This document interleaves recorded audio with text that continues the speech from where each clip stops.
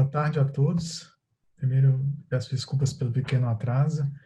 A nossa palestrante de hoje é a professora Bárbara Amaral, do Instituto de Física da USP. A Bárbara fez sua graduação em Física pelo FMG e o mestrado e doutorado em Matemática também pela UFMG. E logo depois ela se tornou professora na Universidade Federal de São João del Rei.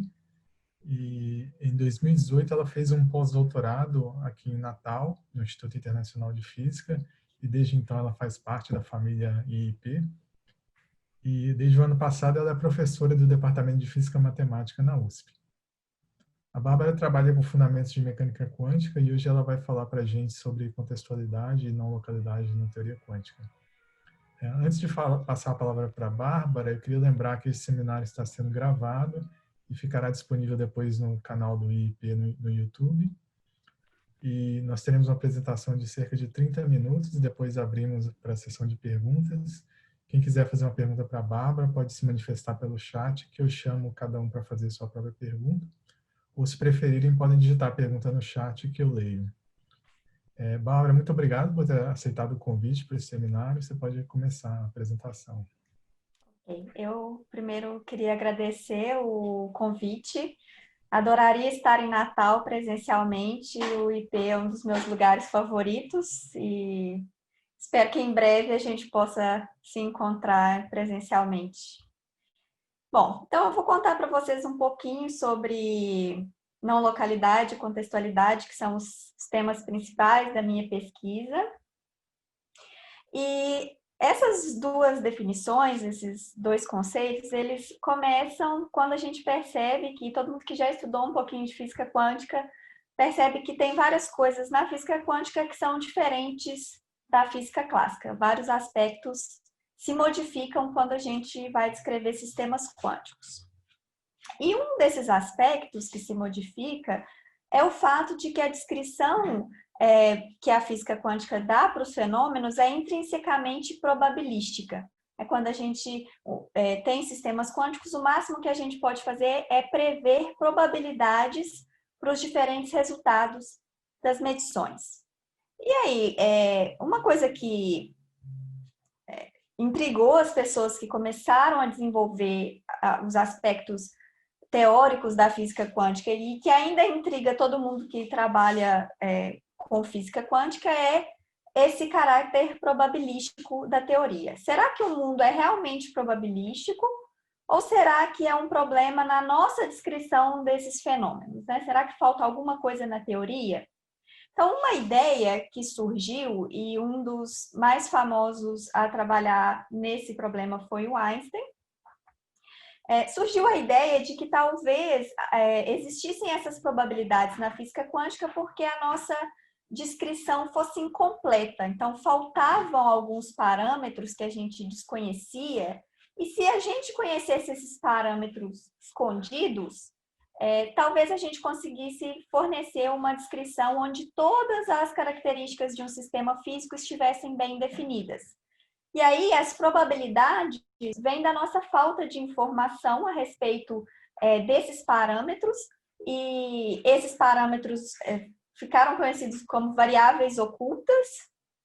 E se a gente descobrisse o valor dessa variável oculta, a gente ficaria livre das probabilidades e teria uma descrição determinística para as características de um sistema físico.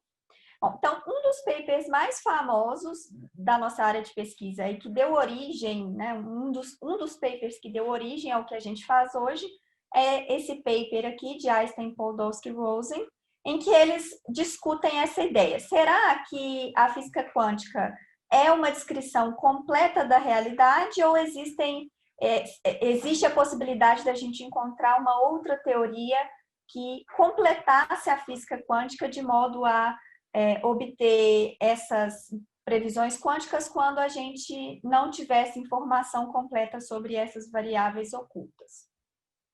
Então, esse trabalho saiu, inclusive, no New York Times, com essa manchete aqui, um tanto quanto sensacionalista, mas que resume um pouco da ideia, né? A ideia é que a gente acredita que a física quântica está correta, mas não necessariamente que ela é completa nesse sentido de probabilidades, né? A gente deveria encontrar uma outra forma de descrever esses sistemas mais completa que nos permitisse ficar livres dessas probabilidades. Bom, então, nesse sentido de tentar responder a essa pergunta, seria possível encontrar uma teoria que desse valores bem definidos para todas as medições que a gente pode fazer no sistema quântico? E aí, de novo, voltando para os aspectos históricos, um dos que também trabalhou nisso foi o von Neumann, e ele tem um livro que ele escreveu nos anos 30, que mais ou menos tem a formalização matemática da física quântica como a gente conhece hoje, né? E nesse trabalho dele, uma das coisas que ele faz, né, nesse livro aqui, né, essa a capa do livro, é provar a impossibilidade de teorias de variáveis ocultas. Então, esse assunto apareceu em vários outros trabalhos, mas só dando um resumo aqui de onde, dos aspectos históricos mais importantes. Essas variáveis ocultas, elas apareceram de novo como centrais no trabalho do Bohm, nos anos 50, que formulou a teoria quântica de maneira equivalente à que a gente conhece, mas de uma maneira diferente, utilizando as tais variáveis ocultas. E aí o Bell, que é um dos principais expoentes na área de não localidade, contextualidade, ele percebeu que o trabalho do Bohm era o impossível provado pelo von Neumann sendo feito. Tá? Então, o que o Bell fez foi, em uma série de artigos, esse aqui é um deles, né, um dos mais importantes, foi encontrar o que tinha de estranho na prova do von Neumann. Então, o que tinha de estranho lá é que ele fazia hipóteses muito fortes, né, que eram além do que a gente deveria assumir, e fornece uma prova alternativa mais simples com as hipóteses corretas, e o que ele mostra é que não tem como a gente descartar as tais teorias de variáveis ocultas. Então, é possível a gente completar a física quântica de maneira a ter valores bem definidos para todas as medições. Só que, para fazer isso, a gente tem que abrir mão de outras características que a gente considera também essenciais para recuperar a noção que a gente tinha lá da nossa descrição de sistemas clássicos. Então, qual que é a estratégia do Bell? A estratégia do Bell é traduzir o que a gente entende como mundo clássico em hipóteses razoáveis. E aí, o que ele faz é deduzir desigualdades que devem ser feitas por qualquer teoria de variáveis ocultas que satisfaz essas hipóteses e mostrar que essas desigualdades são violadas pela estatística obtida quando a gente olha para determinados sistemas quânticos. E aí, isso sim prova a impossibilidade dessa classe de teorias de variáveis ocultas que satisfazem essas hipóteses razoáveis que a gente espera do que a gente espera dada a nossa percepção do mundo clássico. Então, vamos ver quais são essas hipóteses razoáveis. Tá. Antes disso, vamos ver o cenário de Bell, que foi onde ele aplicou essas hipóteses razoáveis. Então, no cenário de Bell, a gente tem duas partes, Alice e Bob. E Alice e Bob estão espacialmente separados, mas eles compartilham um sistema quântico. Então, tem um sistema quântico aqui dentro dessa caixinha e outro sistema quântico dentro dessa caixinha que está com Bob. E podem existir correlações entre esses sistemas, eles interagiram de alguma forma no passado. Então, Alice vai escolher uma medição designada por essa letra X e o Bob vai escolher uma medição designada por essa letra Y, e eles vão obter respostas A e B. Eu não vou descrever quem é o estado, quem é o sistema, quem são as medições específicas. A única coisa que interessa para mim são as probabilidades. Então, é a descrição mais abstrata possível que a gente pode dar para um sistema físico. Eu estou falando só das probabilidades de obter as respostas A para a medição X da Alice e B para a medição Y do Bob. Bom, e aí as hipóteses que o Bell coloca sobre uma teoria de variáveis ocultas para descrever esse experimento aqui primeiro, realismo, que as medições que a gente faz no sistema, elas apenas revelam propriedades intrínsecas desse sistema que já estão bem definidas. Né? O segundo é localidade, que as escolhas feitas pela Alice não podem influenciar os resultados do Bob, vice-versa. Então, aqui existe a suposição que eles estão espacialmente separados, não podem se comunicar.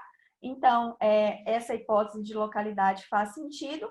E, por último, a liberdade de escolha, que diz que Alice e Bob podem escolher à vontade os experimentos que eles vão fazer.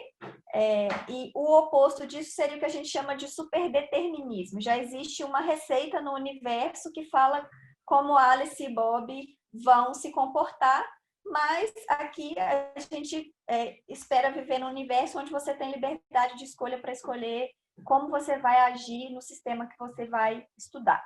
Então, são essas três hipóteses que o Bell achou razoável de colocar sobre uma teoria de variáveis ocultas, né, que tem o objetivo de recuperar a noção clássica de medição. Tá?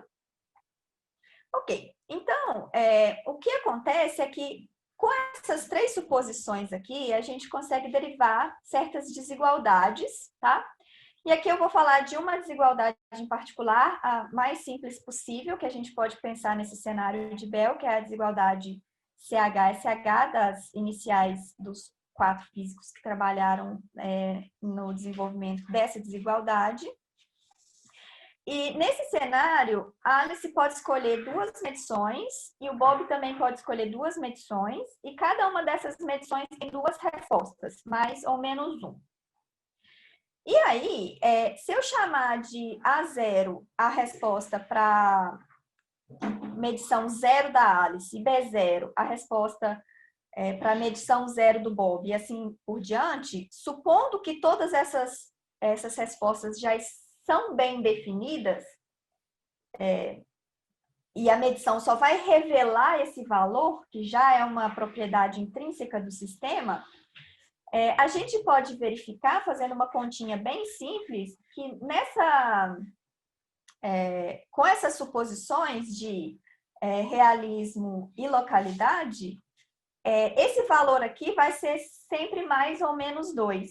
Então, se eu tomar a média sobre diferentes instâncias em que esse valor aqui, em que esses valores aqui são bem definidos, a gente tem que o valor médio dessa quantidade tem que ser menor ou igual a 2.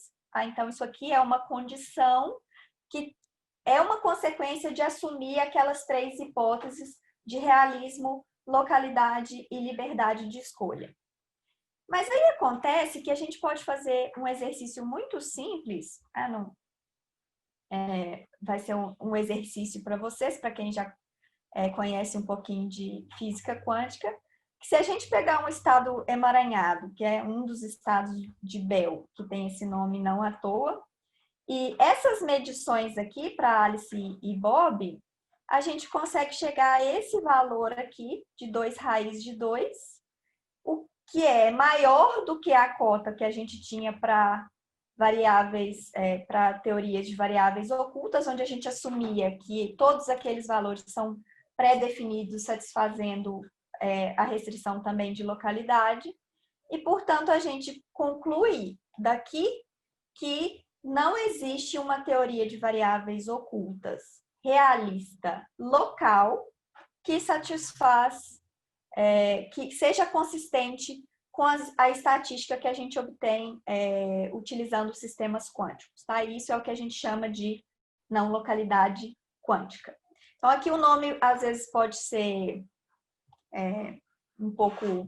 pode dar a ideia errada, né? Então, aqui, quando a gente fala de não localidade quântica, eu não estou dizendo que vai haver qualquer tipo de comunicação instantânea, como algumas pessoas afirmam. Não.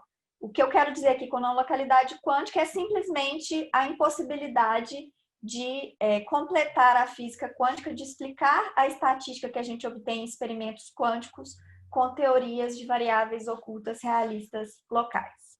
Ok?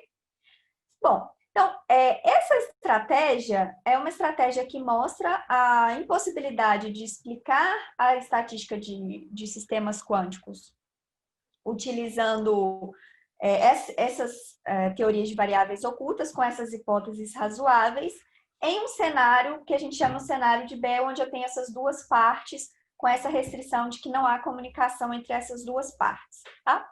Mas a gente pode pensar em uma outra estratégia em que não existem essas duas partes. Tem só um físico, só um laboratório, e esse experimentalista vai trabalhar com um sistema quântico individual, tá? Não tem necessidade aqui de ter um sistema bipartite.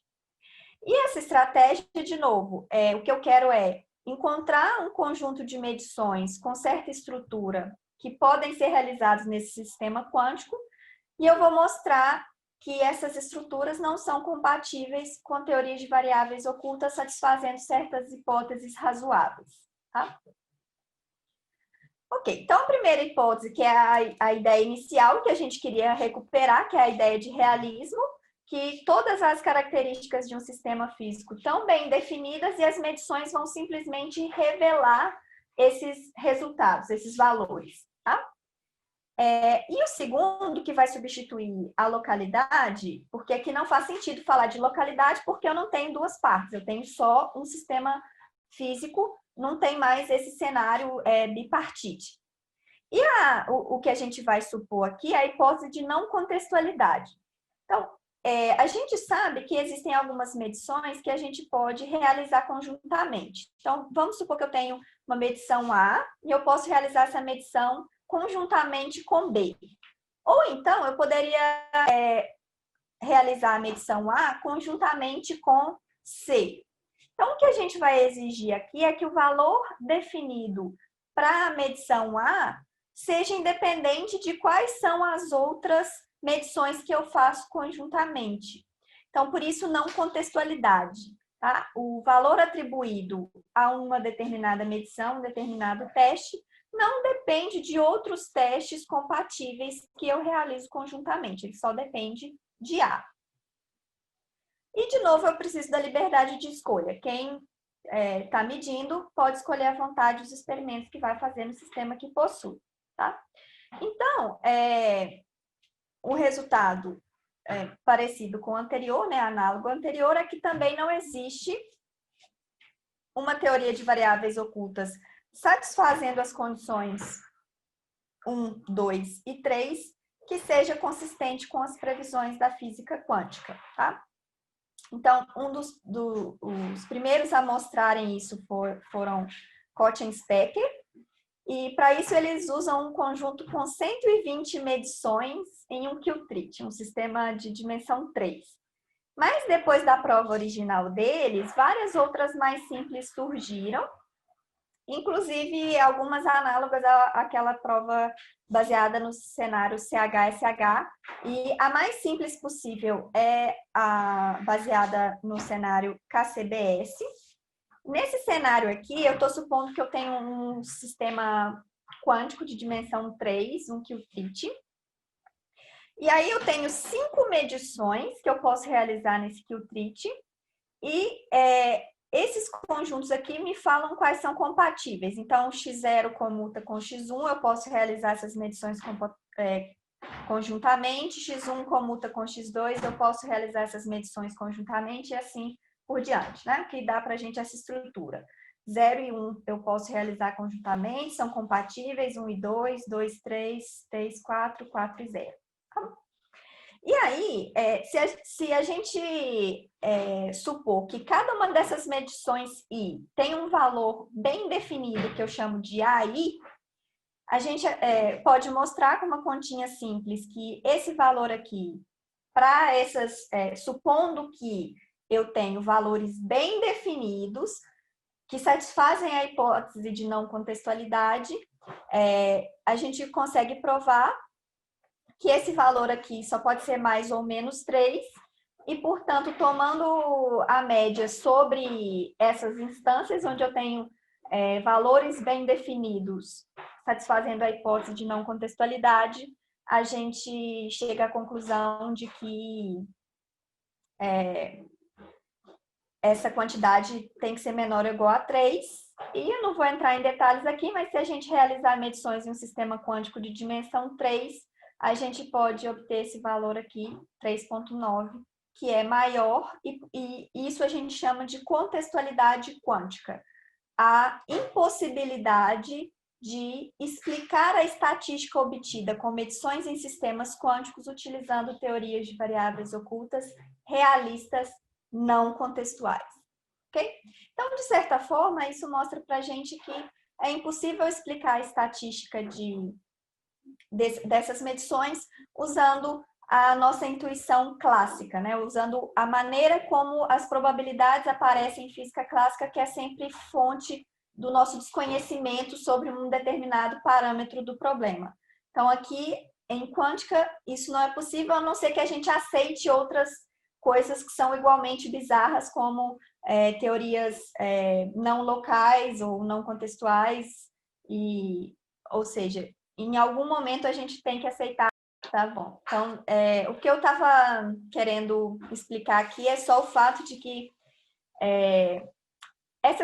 se a gente quiser realmente descrever a estatística que a gente obtém com medições em sistemas quânticos, utilizando uma teoria realista, a gente só pode fazer isso se a gente assumir outras características que são tão intrigantes, que são tão diferentes da nossa intuição, quanto não ser realista, que é ser não local ou ser contextual. Então, não é possível utilizar a nossa intuição baseada nos sistemas, na nossa experiência com sistemas clássicos, para explicar a estatística obtida com medições em sistemas quânticos. Tá?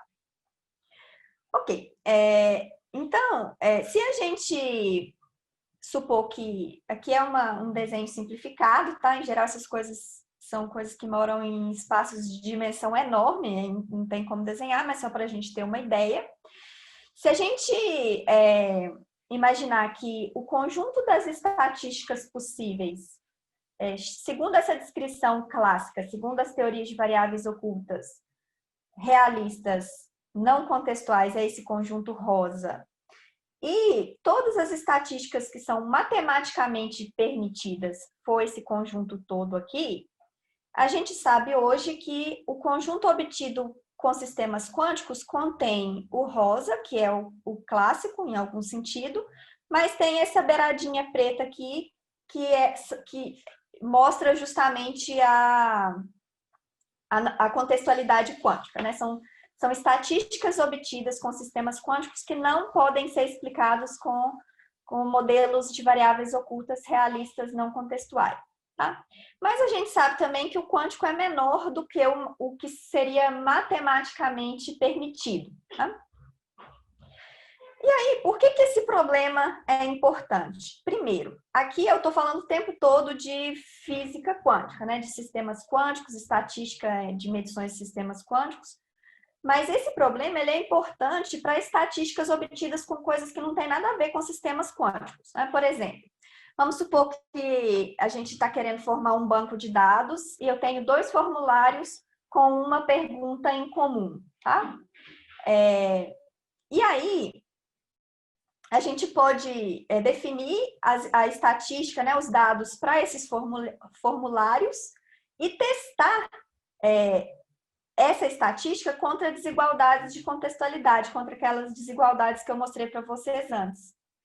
Só que aqui eu sei que todos esses valores, todas essas perguntas têm um valor bem definido, né?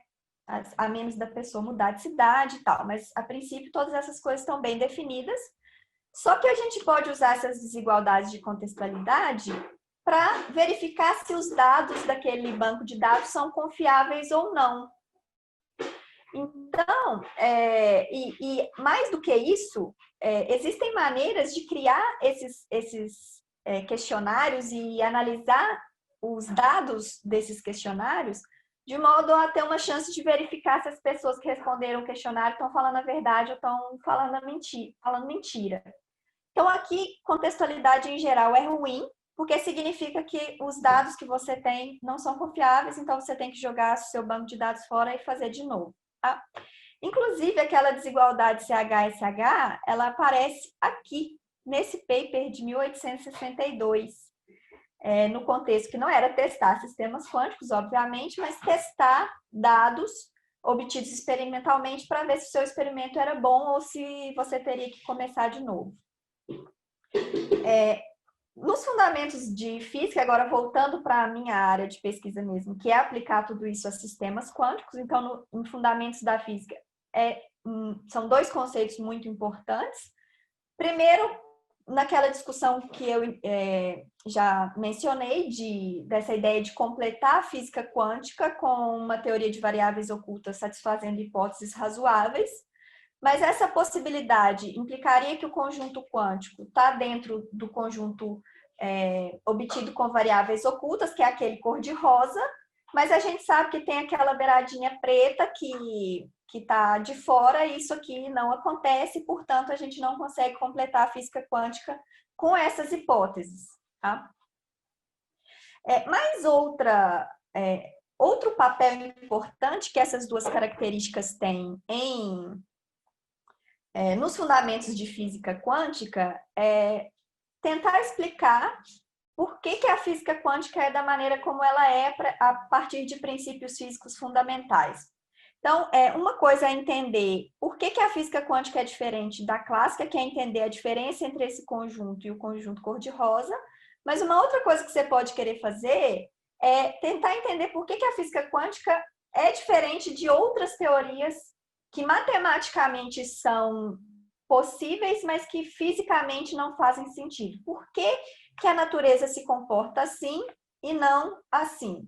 Tá? Então, durante uma boa parte do meu doutorado, o que eu fiz foi tentar explicar, será que existe algum princípio físico que mostra para a gente que teria que ser esse conjunto e não um conjunto maior?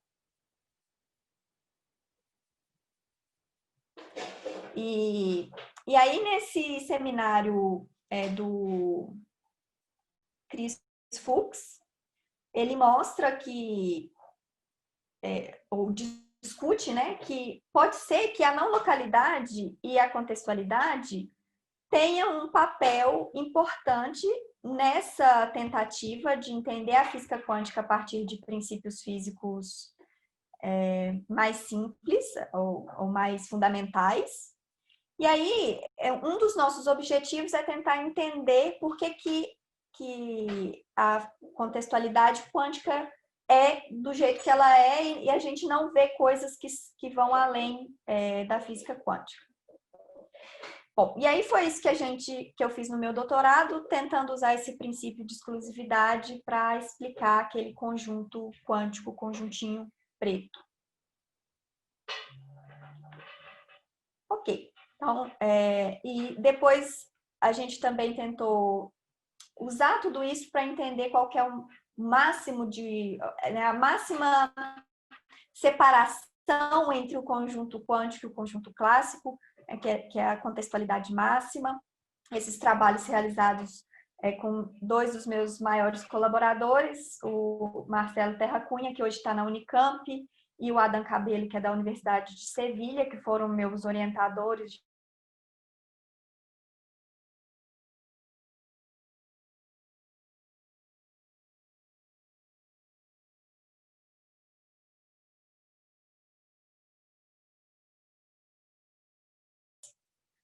o esperado classicamente. Então, as distribuições não locais podem reduzir a necessidade de comunicação entre Alice e Bob e tornar essa comunicação mais eficiente. E uma outra aplicação é o que a gente chama de Device Independent Approach, em que eu tenho um sistema físico com estado e medições bem definidas, mas eu não tenho acesso a esse sistema, eu só tenho acesso às probabilidades. Tá? Então, minha única maneira de descrever o sistema é através dessas probabilidades aqui. E o mais importante desse approach é que o funcionamento do dispositivo pode ser verificado apenas com as probabilidades e não é necessário saber qual é o estado, saber quais são as medições, porque essa probabilidade aqui garante que eu tenho os estados e as medições corretas. Essa, para mim, é a maior aplicação de não localidade, a mais importante. E agora, para contextualidade, a gente também tem aplicada a desigualdade, como aquela KCBS. Eu consigo garantir que eu tenho certas medições ou algum estado específico, sem precisar fazer nada mais. Só a estatística do experimento já garante que eu tenho o estado ou a medição correta. Tá? Então, ao invés de trabalhar com estados e testes, a gente trabalha com um vetor de probabilidade, que é muito mais simples. Tá? E aí, por exemplo, eu posso usar isso para garantir o funcionamento de distribuição de chave criptográfica, a violação de uma desigualdade de Bell ou a existência de não localidade quântica garante que o protocolo funciona da maneira correta, garante a segurança da chave gerada. E hoje a gente tem vários protocolos de self-testing que também vão nessa linha de usar a não localidade quântica para garantir a presença de emaranhamento, para garantir que eu tenho um estado específico, para garantir que eu tenho medições específicas.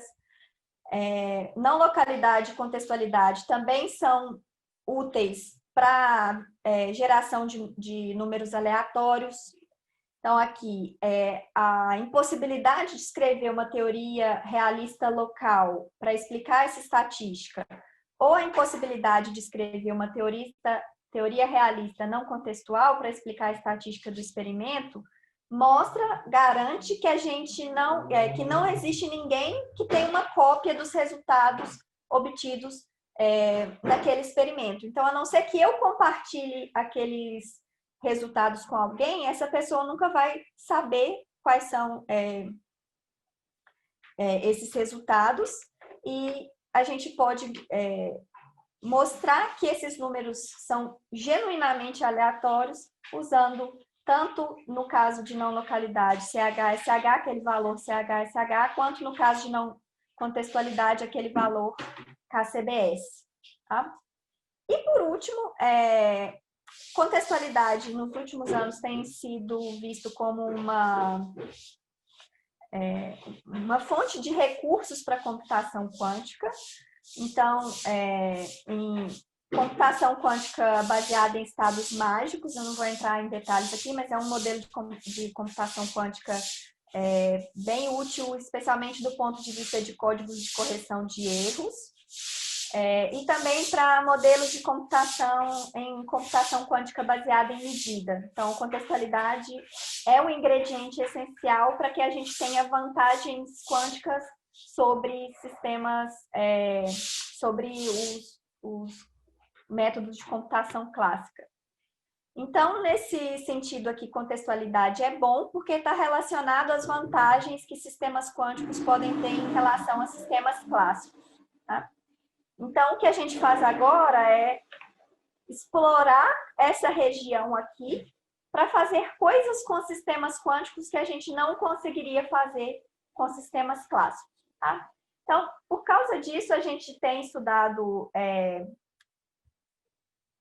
contextualidade e não localidade do ponto de vista de teorias de recurso. Eu não vou entrar em detalhes aqui, tá? Já estou encerrando.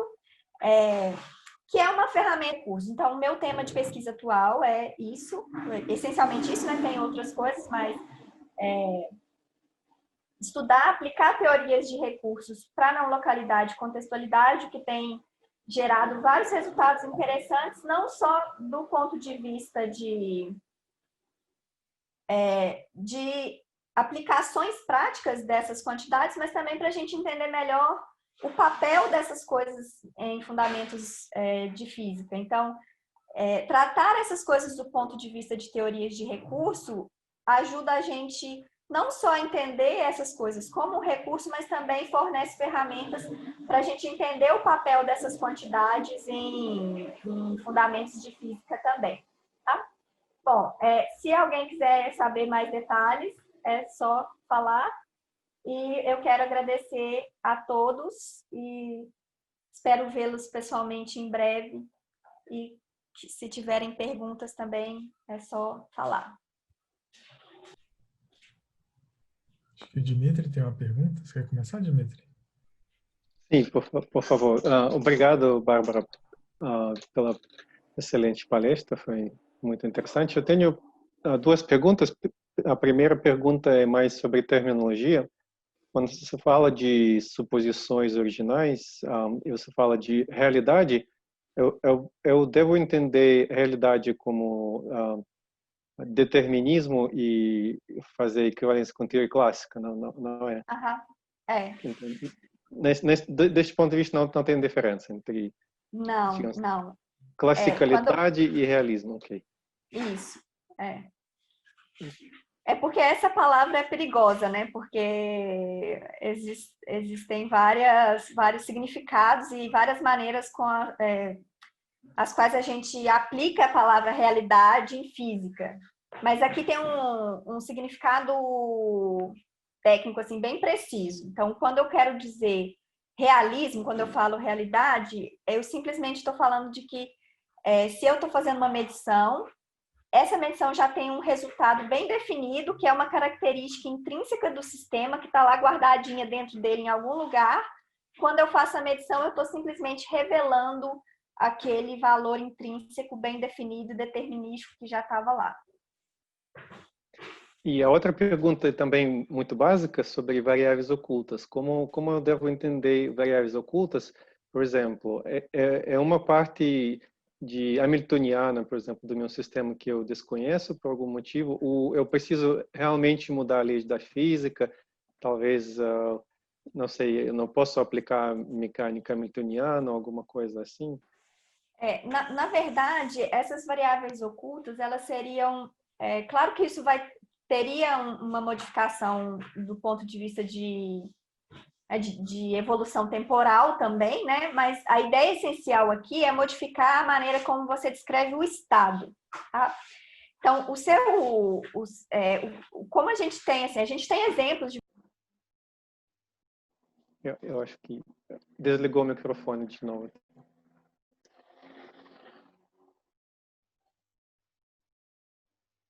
Bárbara, eu acho que o microfone tá desligado agora.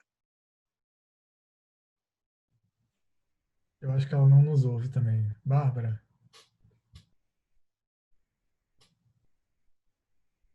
Tá mudo. Não, acho que...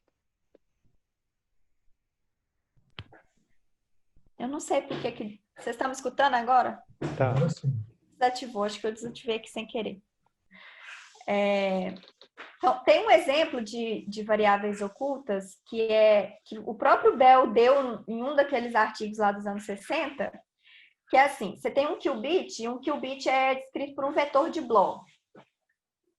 Aí você passa a descrever o seu estado por dois vetores de Bloch. Então, o que muda é o seu estado. Então, você tem o estado original, quântico, e você vai adicionar uma variável, e essa variável adicional vai determinar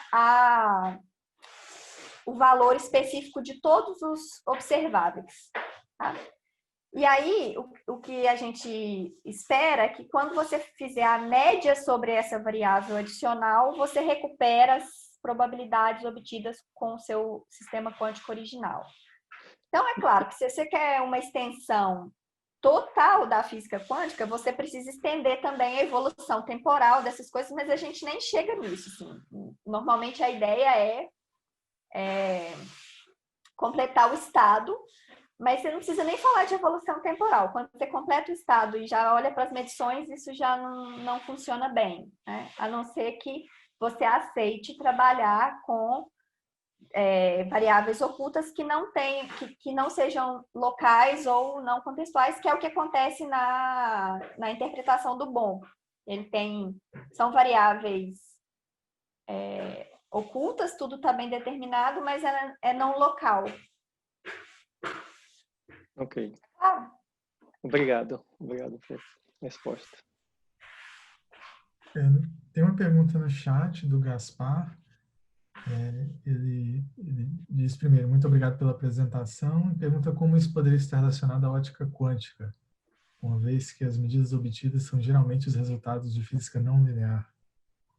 Bom, ótica quântica seria só uma maneira da gente realizar todas essas coisas que a gente viu aqui. Então, essa desigualdade CH-SH, aquela desigualdade KCBS, que eu mostrei que existe uma maneira de fazer medições em um sistema quântico que geram valores que estão além do que é esperado com variáveis ocultas. Então, as primeiras implementações experimentais, a maioria das implementações experimentais onde você vai, de fato, testar isso, são implementações em ótica quântica. Tá? Então, todas essas coisas aqui, é claro que quando você vai...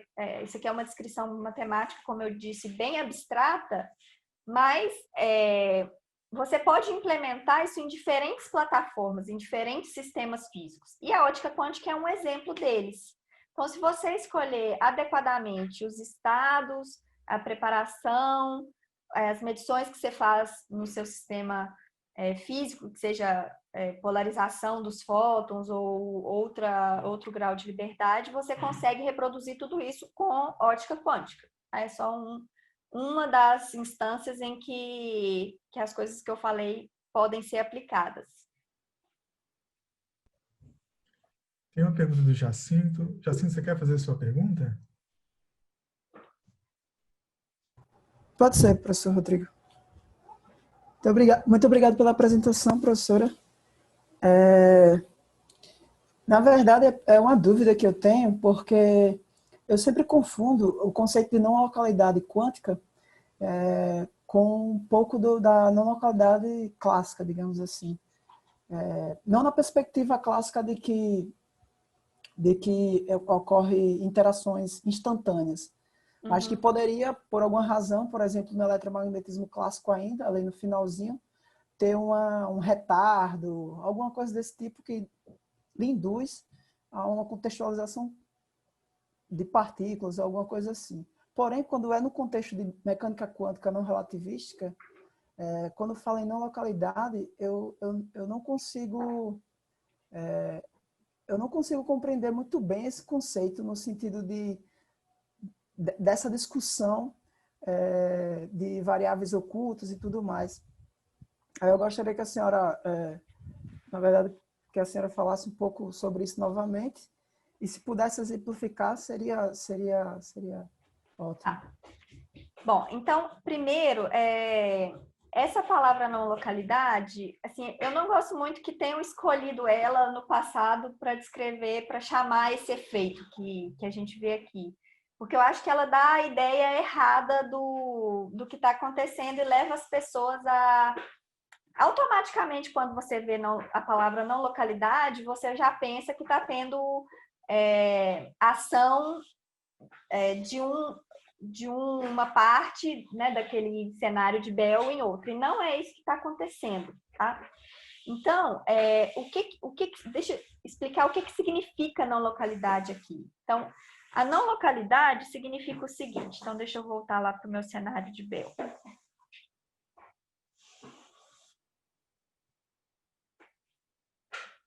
Tá. Então, aqui no cenário de Bell, eu tenho um sistema que está aqui dentro dessa caixinha. A Alice vai escolher uma medição X e vai obter esse resultado A, tá? Então, vamos supor que esse resultado A já tivesse pré-determinado, né? Fosse uma característica do sistema que está lá guardadinho dentro do sistema, e quando a Alice age sobre esse sistema, ela está só revelando esse valor de A. Então, aqui, o Bob, independentemente, vai escolher a medição Y e obter o resultado B.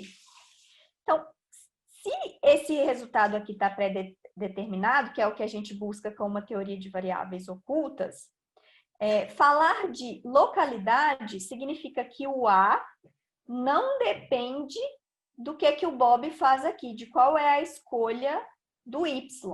Então, se o Bob escolhesse um Y0, e a Alice fizesse o mesmo X, ela ia obter o mesmo A. Se o Bob escolhesse um Y1, a Alice ia fazer o mesmo X e obter o mesmo A. O valor que a gente obtém aqui não pode depender da escolha do Bob para o Y. Tá? Então, isso é a hipótese de localidade. Que o que a Alice faz aqui só depende do que acontece aqui e não depende da escolha do Bob. Tá? Nesse Agora, caso, desculpe, nesse caso, não seria mesmo que dizer que os dois experimentos são independentes entre si? Não, independência é diferente disso, porque pode ter alguma correlação entre esses caras, mas que correlação é uma coisa que acontece com sistemas clássicos. Por exemplo, se eu pegar uma moeda, partir no meio, colocar num envelope, mandar metade para a Alice e metade para o Bob, se a Alice abrir o envelope e olhar para qual que é a face que saiu para ela, ela já sabe qual que é a face que saiu para o Bob. Tá? Isso é uma correlação, eles não são independentes. Sim. Mas o que eu quero dizer aqui é o Bob escolher abrir o envelope ou queimar o envelope ou dar o envelope para alguém ou pôr o envelope no correio para outra pessoa não pode alterar o fato da Alice abrir e achar a coroa. Entendeu? Tem correlação, mas a maneira como o Bob age sobre o sistema dele não pode influenciar a resposta da Alice. Sim. Tá? E aí, o que acontece? Se eu quiser, de todas as maneiras, não estou satisfeita que a física quântica é probabilística, eu quero, de alguma forma, completar ela para que eu tenha valores bem definidos. Eu posso fazer isso desde que eu aceite que essa hipótese aqui não seja satisfeita, ou seja, vamos supor que a Alice mediu, que a Alice tem um spin, que ela mediu σx e vai obter a resposta 1, tá? Tá bem definido, ela sempre vai obter a resposta 1 aqui.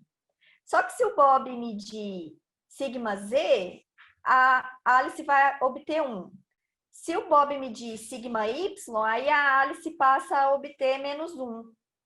Então, esse resultado está bem definido, mas ele pode mudar se o Bob escolher medir outra coisa.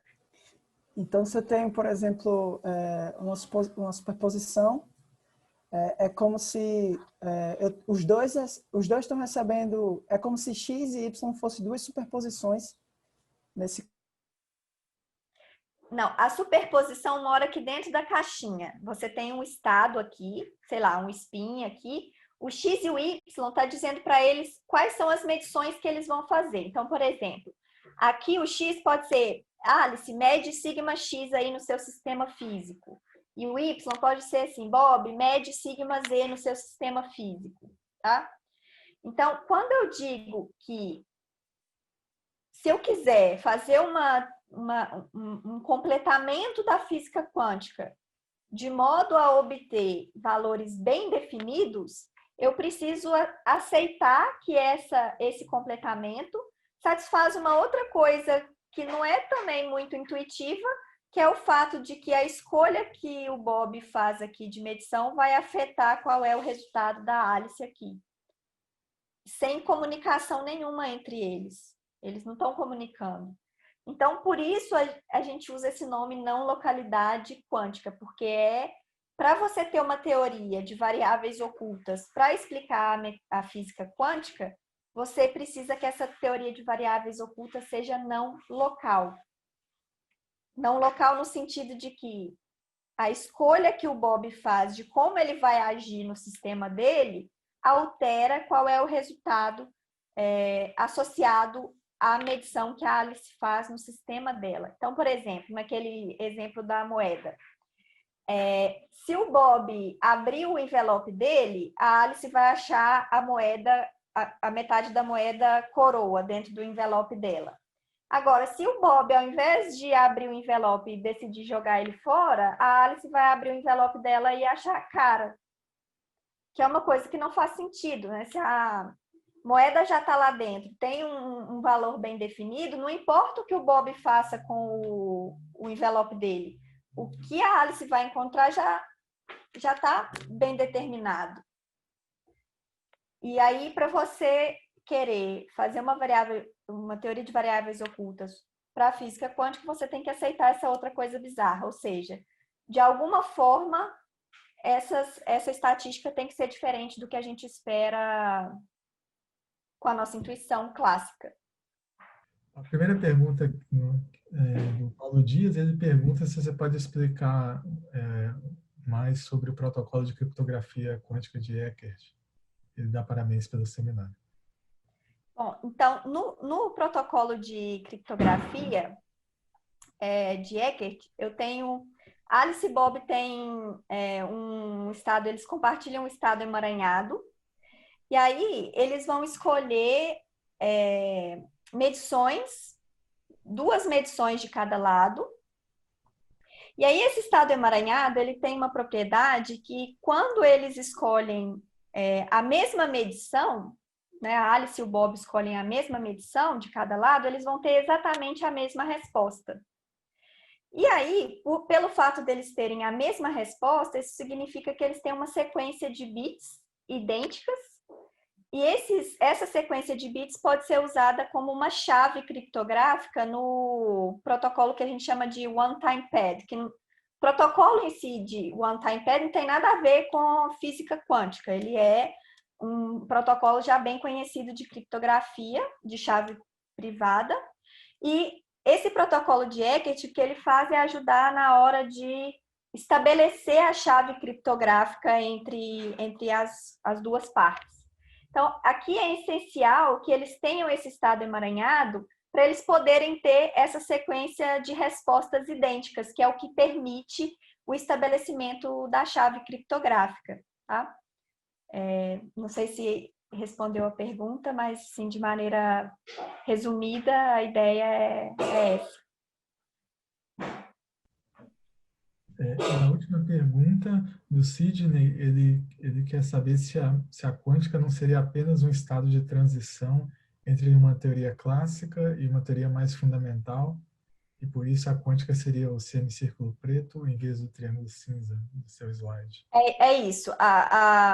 Aquele triângulo cinza corresponderia a outras coisas mais gerais, que a gente chama de teoria de probabilidades gerais, que são entidades abstratas.